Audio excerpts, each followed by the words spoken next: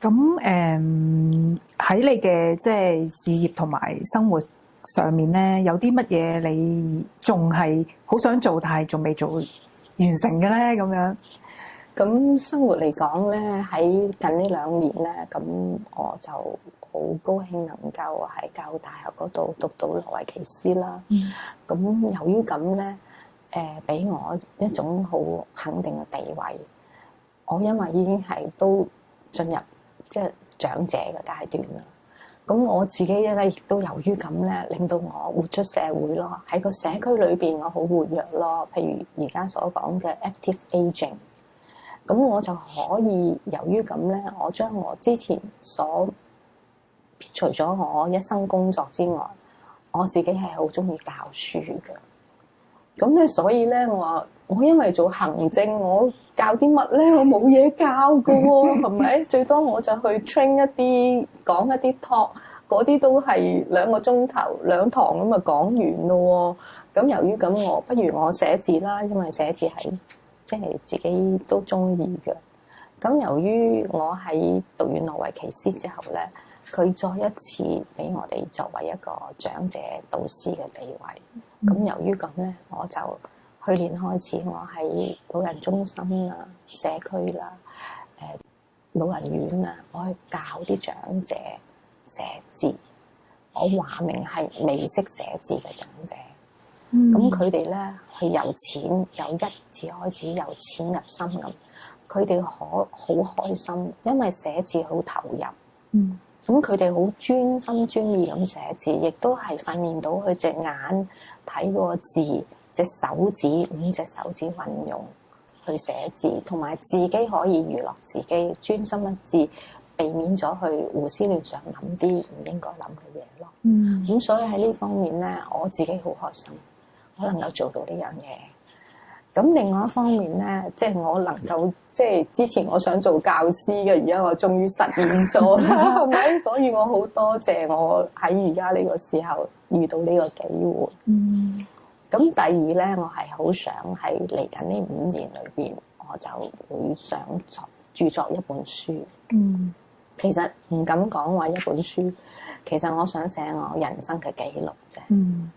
咁呢樣嘢，我希望我能夠達到，將我之前由小時候我嘅生活，我長大，我屋企我背景一路至到而家咧，我想作一個記錄。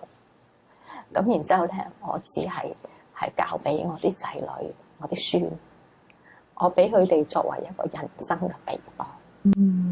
咁我希望我能夠做到啦。一個好好經驗嘅分享。唔知係咪啊？即係我有時我而家諗翻我之前工作嘅時候咧，有時啲同事話 brainstorming 腦震盪，你諗下你啲乜啦咁我就會諗到呢啲咁樣即係天馬行空嘅嘢。咁我啲同事話：都唔實際嘅，你嗰啲大空氣嚟嘅。但我諗下，唔係喎，你可以做，你能力做到咩咁大空氣嘅嘢咁？咁我話你 try 啊，你自己可以做到㗎，得㗎。咁所以我冇諗過我自己會寫到本書，但係而家個大綱已經出咗啦。咁實踐緊嘅。我將佢慢慢，因為我都要啲時間去慢慢描摹啲細節，咁我就會填入去。我希望5年之後我會寫到呢本書，咁然之後我只係俾我仔女、女婿、新抱同埋我3個孫。佢睇到原來我嫲嫲、我個婆婆係咁嘅咁其實係擺喺我哋屋企嘅一個小小角落，咁佢哋知道嘅啫。咁呢樣嘢我希望做到啦。咁另外最後我為自己就希望自己身體健康啲啦，能夠做得開心啲啦。就係咁簡單。我諗啲嘢都好簡單。咁最後想問下啦，你頭先提過你好開心，終於都做到教師啦，即係教啲長者。咁喺呢個年幾2年啊？呢個期間裏面有冇啲嘢係你最開心想，即係你教長者嘅過程，你最開心想分享下㗎？我記得我話明俾個中心要招募一啲係唔識寫字嘅你，即係我要 train 佢由一張白紙，由1字開始。咁咧，初啲長者揸住個拳頭咁樣揸支筆嚟，點樣揸筆啊？我話嗱，其實咧我唔係嚟教你寫字喎。我雖然江老師，你叫我都得。其實我想將佢哋打成一片啊，因為佢哋每一個人在座都有半生嘅人生經驗，一人有一個故事。佢哋可能佢嘅人生經驗同埋佢知識比我還要豐富先。我只係講我哋大家都係中國人，大家都識寫字。其實今日我嚟同你哋咧分享下寫字，將個字寫得仲好啲、靚啲，你自己滿意啲，好唔好啊？咁哇，好大聲答好好，因為其實同一個時間佢哋嘅地位都被尊重啊嘛。咁所以由於咁咧，因為每一個人，甚至乎我而家嘅學生，大部分都70歲以上嘅。咁但係佢哋有時試過一次，紅雨定黃雨啊，佢哋揸住拐杖都嚟到，仲早過我到課室。你話好感動啊！你話幾咩？我話弊啦死啦！我話頭先係咪你點嚟？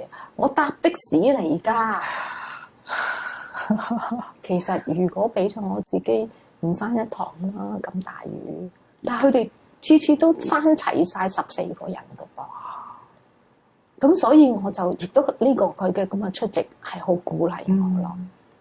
咁你就係咧，每一次我唔係自己就基本嘅課程教，我仲有自己去抄好多書去睇。你睇完啲書，每一句説話都解俾佢聽。如果佢哋唔記得，我將佢打成一個備忘嘅紙，放大啲字俾佢哋帶翻去，佢哋得閒睇。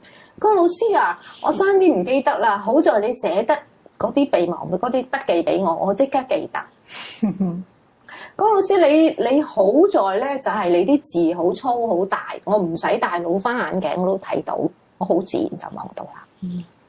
咁所以我覺得你要代入咁，你要好似佢咁，你要諗到佢會有啲咩障礙，你要去解決佢嘅障礙。咁佢揸支筆寫字咪輕而易舉，佢就會覺得係一種享受咯。其實我覺得希望佢寫字就係佢投入去做一樣嘢，同埋佢係喺寫字過程中佢得到享受，同埋佢覺得好休閒，好享受。寫完咗之後，佢一表上去，你睇下我今日寫呢張字靚唔靚啊？咁佢揾到佢自己嘅成功同自我咯，幾開心。其實好簡單，唔需要好多嘢。咁佢就自己好自得其樂啦。咁就係咁咯。咁有時我自己都當然好開心啦，係嘛？改佢啲功課啦。咁我話繼續努力。嗱，你咧喺每張功課，你都要寫低個日期。當大概半年之後、1年之後，你睇翻轉頭，你會睇得出呢個字點解寫成咁咧？應該呢度會筆重啲，呢度筆輕啲。我呢度應該點咧？咁樣你都係老師喎。佢幾開心啊！我都係老師，我因為你隻眼光已經識得睇呢個字究竟好定唔好，或者應該喺邊一度提按，應該邊一度粗幼裝個字典，你都識睇啦嘛。